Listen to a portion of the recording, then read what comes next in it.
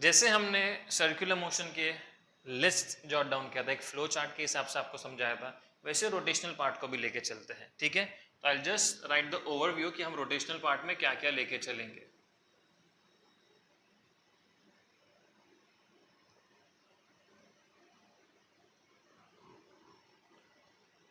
इसमें बहुत अच्छी अच्छी चीज़ें भी रोटेशनल मोशन, मेरा दिल चाह रहा है वो समझाने के लिए, बट उसमें ऐसा है कि अभी कंसेप्ट वाइज चलना नहीं है हमारे को। जैसे मैंने बताया सिलेबस वाइज ये लेक्चर्स जो हैं सिलेबस वाइज फोकस किए, ताकि बच्चे लोग आप लोग को डेरिवेशन ये सब चीज़ें जो इंपॉर्टेंट है, जो बोर्ड पॉइंट ऑफ व्यू से आपको लिटरली लिखना है, वो आना चाहिए आपको। इसी के लिए मैंने ये सब वीडियो उसके हिसाब से बनाया हो, ओके। हाँ, अगर किसी को कोई और टॉपिक के बारे में जानना है, जानकारी चाहिए, तो कमेंट में आप डाल सकते हैं, उससे रिलेटेड हम डिस्कशन कर सकते हैं। उसके लिए मैं सेपरेट वीडियोस का सेशन चलाऊंगा जिसमें एकदम कंसेप्ट वाइज बात होगी, ओके। रोटेशन मोशन में सबसे पहली चीज हम कवर करेंगे, that is moment of inertia, ठीक है। मोमेंट ऑफ इनर्शिया क्या होता है? इनर्शिया समझाया, समझ में आया? तो इनर्शिया जैसे क्वांटिटी को जो चीज मेजर करते हैं उसका मोमेंट ऑफ इनर्शिया बोलेंगे, ठीक है। इसको भी आई से डिनोट करते हैं हम लोग। So moment of inertia is the thing which measures inertia और the quantity which measures the inertia, ठीक है। उसको मोमेंट ऑफ इनर्शिया बोलते हैं। इसका एक स्पेसिफिक डेफिनेशन है, ओके। डेफिनेशन क्या है मोमेंट ऑफ इनर्शिया? क्या इट स्टेट्स दैट, चलो मैं पहले लिस्ट डाउन करता हूं टॉपिक कौन कौन से करेंगे, फिर आपको समझाता हूं। ये फ्लो चार्ट है, ये आप एंड में लिखेंगे, ठीक है। Moment of inertia, then will come to applications of moment of inertia,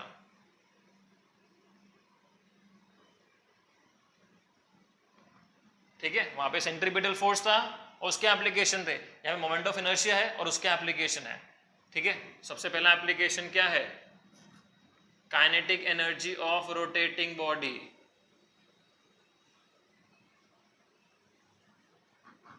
second क्या है? Angular momentum. अब मुझे पता चल गया एंगुलर मोमेंटम किससे डिनोट करता है? एल से। Angular momentum of rotating body. तीसरा क्या है? Torque acting on rotating body, ठीक है। तो आज हम और टॉपिक से हैं, लेकिन आज हम इतना कवर करेंगे, ठीक है। इसके बाद जो आते रहेंगे फर्दर वो मैं आपको हाईलाइट कर दूंगा, इसमें और टॉपिक्स भी हैं। ये तीनों टॉपिक ऑलमोस्ट सिमिलर है, ऑलमोस्ट इनमें जो अप्रोच लगा है सेम लगा है। ये तीनों टॉपिक का रोटेशन पार्ट का फॉर्मूला भी है हमारे पास। Kinetic energy of rotating body क्या है? हाफ आई ओमेगा स्क्वायर ना। तो वो जो मैंने वहां डायरेक्टली लिखा है वो आपको मैंने समझाया कैसे लिखा है, कंपैरिजन मेथड से लिखा है, वो मुझे बाकायदा डिराइव करना है। Physics is such a beautiful thing कि फिजिक्स आप है ना मल्टीपल तरीके से एक रिजल्ट अचीव कर सकते हो। फिजिक्स में आप ऑब्जर्वेशन वाला मेथड यूज करके रिजल्ट अचीव कर सकते हो, फिजिक्स में आप प्रैक्टिकल वाला मेथड यूज करके रिजल्ट अचीव कर सकते हो, फिजिक्स में आप फॉर्मूला से आप रिजल्ट अचीव कर सकते हो, समझ में आया? प्रैक्टिकल नहीं भी करो तो फॉर्मूला के हिसाब से। जैसे एक बाइक है, बाइक की मुझे स्पीड चेक करना, तो एक है मैं प्रैक्टिकली उसको परफॉर्म करके चेक करूं, और एक है फॉर्मूला लगाऊं। फॉर्मूला क्या है? स्पीड का, distance upon time. If I have distance, I know time, तो वहां से मैं स्पीड जज करता हूं कितना होगी। तो देखा आपने मल्टीपल तरीके से, और एक ग्राफिकल रिप्रेजेंटेशन भी होता है। तो ये चार तरीके हैं, और भी तरीके हैं लेकिन मिनिमम ये चार तरीके जिससे हम एक रिजल्ट को इवेल्युएट कर सकते हैं। इसके लिए जब आप प्रैक्टिकल्स करते हो तो आपने देखा रहेगा प्रैक्टिकल में सबसे पहला परफॉर्म करते हो। परफॉर्म करके क्या कर रहे हो? How you are finding the value? By observing. लिखते हो ना सब, ऑब्जर्वेशन टेबल जो होता है, तो ऑब्जर्व करके जो वैल्यू मिल रही है उसको ऑब्जर्वेशन टेबल में आप नोट कर दो। उसके बाद बाकायदा एक फॉर्मूला भी होता है जिसके द्वारा आपको कैलकुलेटिव रिजल्ट भी चाहिए रहता है ना।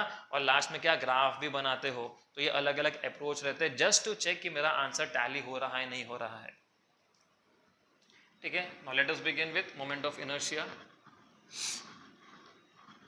स्टेटमेंट क्या मोमेंट ऑफ इनर्शिया का? It states that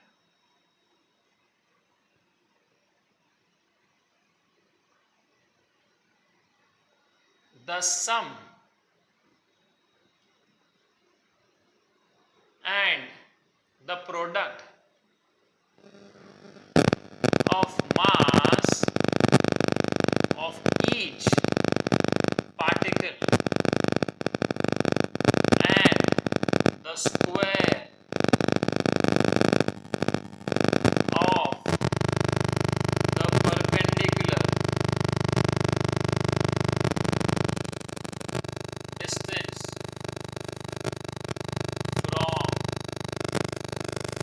axis of rotation. Okay, ये मोमेंट ऑफ इनर्शिया का स्टेटमेंट है। What is the statement? It states that the sum मतलब प्लस, एंड द प्रोडक्ट मतलब multiplication of mass of each particle and the square of the perpendicular distance from the axis of rotation. मतलब क्या हुआ इसका? Rigid body, मैंने बताया ना rigid body हम रोटेट रिजिड बॉडी को इजीली कर सकते हैं। इसका मतलब रिजिड बॉडी का जरूरी नहीं कि एक शेप होना चाहिए। अगर जैसे फैन ले लो, फैन का एक सिमेट्रिकल शेप है, फैन के तीनों ब्लेड्स के साइज, लेंथ, ब्रेथ, हाइट सब सेम होते हैं, तब जाके फैन प्योरली रोटेट करता है। तो सपोज करो, ठीक है, अगर मैं फैन को दो अलग अलग मटेरियल से बनाता हूं तो उसमें क्या हो जाएगा? क्या उसमें मुझे जो एक्सेस पॉइंट जो मैं सेंटर से पास करता हूं, जब फैन एक मटेरियल का बनता है तो क्या सेम एक्सेस पॉइंट सिलेक्ट करना मुझे? नहीं ना, वहां पे by default access point change होता है। तो ये जो एक्सेस है, एक्सेस ऑफ रोटेशन, ये याद रखो, एक्सेस पॉइंट हमेशा जरूरी नहीं कि एक ऑब्जेक्ट का एक ही पोजीशन पे रहेगा। It depends upon the situation. Just remember this, as I told that if I have a fan, a ceiling fan ले लो, ये सीलिंग फैन है, ठीक है, ये 4 ब्लेड वाला ले लेता हूँ मैं, महंगा वाला फैन है थोड़ा। अब इसको मैं रोटेट करना है तो मैं सेंटर से, है ना, ज्योमेट्रिकल सेंटर से इसको एक्सेस पास करके इसको रोटेट कराऊंगा तो इजीली रोटेट होगा। अब मैं सिचुएशन थोड़ा चेंज करता हूँ, मैं फैन को हाफ स्टील का बनाता हूँ और हाफ वुड का बनाता हूँ। Half is made up of steel and half is made up of would. अब वापस से सेंटर पॉइंट से अगर मैं पास करूँ एक्सेस को तो क्या फैन प्योरली रोटेट करेगा? सोचो सोचो सोचो, नहीं करेगा। क्यों? बिकॉज अब डिस्ट्रीब्यूशन ऑफ मास प्रॉपर नहीं है। समझ में आया? एक्सेस पॉइंट क्या होता है? एक्सेस पॉइंट कहां से पास करना होता है? तो जो बच्चे अगर ये बोल रहे कि एक्सेस पॉइंट हमेशा सेंटर से पास करना चाहिए, तो ये सिचुएशन में सेंटर तो वही है और एक्सेस में सेंटर से ही पास कर रहा हूं, फिर भी मुझे क्या प्योरली रोटेट कर पाएगा फैन? नहीं कर पाएगा। क्यों? बिकॉज मास का डिस्ट्रीब्यूशन प्रॉपर नहीं है। सो मास का डिस्ट्रीब्यूशन प्रॉपर कौन से पॉइंट पे होता है? वो ऐसा पॉइंट होता है जिसको हम लोग सेंटर ऑफ मास बोलते हैं। What is center of mass? Center of mass is that point at which the whole mass of the body is supposed to be concentrated. ये पेन ले लो, हर रिजिड है ना, ये ढीठ है, समझ में आया? ये रिजिड है, सॉलिड है, तो इसका भी सेंटर ऑफ मास होगा। हर रिजिड सॉलिड का मैं एक्सेस ढूंढ सकता हूं और वो एक्सेस उसको पास करके मैं घुमाऊंगा तो वो रोटेट करेगा। ठीक है, अब इसका मुझे अगर देखो, ये पेन है, ढक्कन लगा हुआ पेन है, टू बी मोर प्रिसाइज, इसका मुझे सेंटर ऑफ मास ढूंढना है तो कैसे ढूंढूंगा? ओके, कोशिश करो कोशिश करो कोशिश करो। सेंटर ऑफ मास मतलब जहां पे वो बैलेंस कर सकेगा, समझ में इजीली। तो ये पॉइंट पे आके वो बैलेंस कर रहा है, तो ये पॉइंट उसका सेंटर ऑफ मास हो गया। ओके, अब मैं क्या करता हूं, वही पॉइंट पे फिक्स करके मैं जो ढक्कन है टॉप, उसको निकाल के ये तरफ लगा देता हूं। तो अब क्या पेन बैलेंस कर पाएगा? क्या मैं छोड़ूंगा तो गिर जाएगा? नहीं बैलेंस कर पाएगा। देखा, गिर गया पेन। समझ में आया? तो यहाँ पे क्या हो गया, मैंने ऑब्जेक्ट का पोजीशन मतलब ढक्कन का मैंने चेंज कर दिया पोजीशन। पेन का तो लेंथ उतना ही है, लेंथ थोड़ी चेंज हुआ पेन का, बट पेन का टॉप का पोजीशन चेंज हो गया, तो उससे सेंटर ऑफ मास था ना, वो शिफ्ट हो गया। तो हमेशा एक्सेस मुझे कहाँ से पास करना है? सेंटर ऑफ मास से पास करना है। ठीक है, तो पेन को अगर आपको नहीं गिराना है, सेंटर ऑफ मास ढूंढना है उसका, तो आप क्या करो, डांस करना पड़ेगा आपको, ऐसे करके एक पॉइंट पे लेके जाओ और वो पॉइंट पे लेके जाके बैलेंस कर दो, तो आपको सेंटर ऑफ मास मिल जाएगा। समझ में आया? What is centre of mass? Centre of mass is that point at which the whole mass of the body is supposed to be concentrated. वो सेंटर ऑफ मास और मोमेंट ऑफ इनर्शिया कहीं ना कहीं एक जैसे हैं। सेंटर ऑफ मास पे अगर मेरा एक्सिस रहेगा तो बॉडी उतना ही प्योरली रोटेट करेगा और ऑब्जेक्ट का उतना मोमेंट ऑफ इनर्शिया कम रहेगा। याद रखो, मोमेंट ऑफ इनर्शिया जितना कम, ऑब्जेक्ट का रोटेशन मोशन उतना प्योरली, उतना इजीली, उतना एफर्टलेसली। ठीक है, सेंटर ऑफ मास से अगर मैं एक्सेस पॉइंट शिफ्ट करता हूं, सेंटर ऑफ मास अपनी जगह पे है सपोज करो, और मैं एक्सेस पॉइंट शिफ्ट करके कोई दूसरे पॉइंट पे उसको फिक्स कर रहा हूं। फैन को तो फिक्स मैं कहीं भी कर सकता हूं। अगर फैन एक ही मटेरियल का बना है तो किसी का मन करता है मैं ये पॉइंट पे आके उसका वो करता हूँ। चलो पहले इसका आंसर दे देता हूँ। तो जब स्टील और वुड का बनाऊंगा ना, तो सेंटर तो वहीं रहेगा, सेंटर ऑफ मास यहाँ पे उसको कहीं ना कहीं मिलेगा, because steel is heavier than would ना। तो मैं जब यहाँ से पास करूंगा ना एक्सेस, तब जाके वो प्योरली रोटेट होगा। ठीक है, अब मेरा क्या वो था टॉपिक की मोमेंट ऑफ इनर्शिया ना। अब मोमेंट ऑफ इनर्शिया मैंने क्या बताया, मोमेंट ऑफ इनर्शिया क्या होता है, ये कैसे बढ़ता घटता है, सेंटर ऑफ मास के पोजीशन के हिसाब से और एक्सिस के हिसाब से। इसका फिलहाल सेंटर ऑफ मास यहाँ पे है, तो मोमेंट ऑफ इनर्शिया उतना ही कम है जितना मोमेंट ऑफ इनर्शिया कम, क्यों, बिकॉज एक्सिस सेंटर ऑफ मास पे, एक्सिस सेंटर ऑफ मास पे, एक्सिस सेंटर ऑफ मास पे। जहाँ एक्सिस सेंटर ऑफ मास से दूर जाएगा मोमेंट ऑफ इनर्शिया बढ़ेगा। जैसे मोमेंट ऑफ इनर्शिया बढ़ेगा बॉडी प्योरली रोटेट नहीं होगी, एफर्ट लगाने पड़ेंगे। ठीक है, ये पेन को ले लो, पेन को मैं सेंटर से होल्ड करके इजिली रोटेट कर पा रहा हूँ ना, इजिली रोटेट कर पा रहा हूँ। ठीक है, बिकॉज सेंटर ऑफ मास पे मैंने ये फिक्स किया, फिक्स मतलब ये मैंने एक्सिस दे दिया, समझ में आया, और इजिली, तो इसका मोमेंट ऑफ इनर्शिया कम हो गया। अब मैं डिस्टेंस बढ़ाता हूँ तो मोमेंट ऑफ इनर्शिया क्या होगा, अब मैं कोशिश करता हूँ ऐसे रोटेट करने की, देखो आप कैसे एफर्ट्स लग रहे हैं मेरे को, तो मोमेंट ऑफ इनर्शिया बढ़ गया, क्यों, बिकॉज डिस्टेंस मैंने सेंटर ऑफ मास से बढ़ा दिया। ओके अब इसका डेफिनेशन के हिसाब से हम इक्वेशन फ्रेम करेंगे स्टेटमेंट के हिसाब से। मोमेंट ऑफ इनर्शिया को आई से डिनोट करते हैं, equals to, it states that the sum, sum मतलब plus, and the product, product मतलब मल्टीप्लिकेशन, वो दिमाग में रखो फिलहाल, ऑफ मास, मास सब मासेस के बीच में सम है। इसमें एक सपोज करो मैं एनी इरेगुलर ऑब्जेक्ट बनाता हूं, ऐसा इरेगुलर ऑब्जेक्ट है, ये एक्सिस पॉइंट है, ये एक्सिस पॉइंट से मैं यहाँ पे सपोज करो ये पार्टिकल मास m1 है, ये पार्टिकल है मास m2, और ये particle of mass in general mn है। समझ में आया, ये पूरी जो बॉडी है इसको मैं अलग अलग मास में डिस्ट्रीब्यूट करता हूँ और एक्सिस पॉइंट से उनको फिक्स कर देता हूँ, फिक्स तो रहेंगी। ठीक है, तो ये जो m1 है, मास m1, इसका डिस्टेंस परपेंडिकुलर एक्सिस से r1 रहेगा। ये जो मास m2 है इसका डिस्टेंस परपेंडिकुलर एक्सिस से r2 रहेगा, इसका डिस्टेंस परपेंडिकुलर से rn रहेगा। अब आप लोग ये सोच रहे हो कि सर परपेंडिकुलर किधर दिख रहा है, बेटा 3D फिगर इमेजिन करो, ऑब्जेक्ट है, ऑब्जेक्ट 3D में इमेजिन करना पड़ेगा आपको। यहाँ पे तो मैं सिर्फ उसको बना पाऊंगा 2D का, लेकिन ये ऑब्जेक्ट 3D में एग्जिस्ट करता है, फैन 3D में एग्जिस्ट करेगा, फैन के हर ब्लेड्स परपेंडिकुलर है एक्सिस को, नहीं सोचो है ना, तो फैन के ब्लेड्स का मतलब ये सपोज करो फैन के 3 ब्लेड है, ये एक्सिस है मेरा, तो पहला ब्लेड भी परपेंडिकुलर, दूसरा ब्लेड भी परपेंडिकुलर एक्सिस को, तीसरा भी परपेंडिकुलर एक्सिस को। गेटिंग द आइडिया, तो हर मास के पार्टिकल्स जो होते हैं वो एक्सिस को परपेंडिकुलर डिस्टेंस पे प्लेस किए जाते हैं।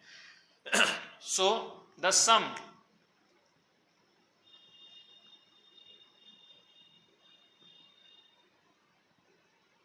and the product, product मतलब multiplication of mass of each particle and the square of the perpendicular distance from the axis of rotation। समझ में आया स्टेटमेंट फॉर्म को कैसे क्रैक करके इक्वेशन बनाना है। the sum ऐसे बीच में सब आ जाएंगे mn तक, the sum and the product, इन दोनों के बीच में प्रोडक्ट, इन दोनों के बीच में प्रोडक्ट, इन दोनों के बीच में product, the sum and the product of mass of each particle and the square of the perpendicular distance from the axis of rotation is called as moment of inertia। जब भी कोई ऐसी चीज पूछता है, बोर्ड में टॉपिक बहुत बार पूछ चुका है, explain moment of inertia 2 marks का, या कोई अगर 1 मार्क का भी पूछता है तो आपको क्या लिखना है। देखो ये चीज है ना, सीक्वेंस याद रखो, डेफिनेशन रहेगा जिसको आप स्टेटमेंट भी बोल सकते हो, डेफिनेशन के बाद फॉर्मूला रहेगा। फॉर्मूला कुछ अलग चीज नहीं होती है, डेफिनेशन और फॉर्मूला में क्या फर्क है, डेफिनेशन और स्टेटमेंट फॉर्म में लिखा हुआ है वही फॉर्मूला आपको मैथमेटिकल फॉर्म में मिलेगा। ठीक है, what is speed, speed is total distance covered by an object per unit time या इंटरवल ऑफ टाइम, तो उसी का ही फॉर्मूला बन गया ना, डिस्टेंस ओवर टाइम। तो डेफिनेशन या स्टेटमेंट उसी का ही फॉर्मूला बनता है, तो कुछ अलग अलग नहीं है।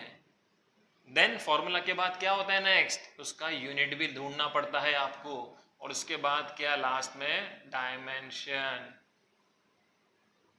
ठीक है, समझ में आया। ओके, तो इसी को लेके हम यहाँ पे फॉलो करेंगे। स्टेटमेंट लिख दिया मैंने, फॉर्मूला लिख दिया, अब उसका यूनिट देखूंगा, what will be the unit of I B. ठीक है, इन जनरल अगर मुझे इसको लिखना है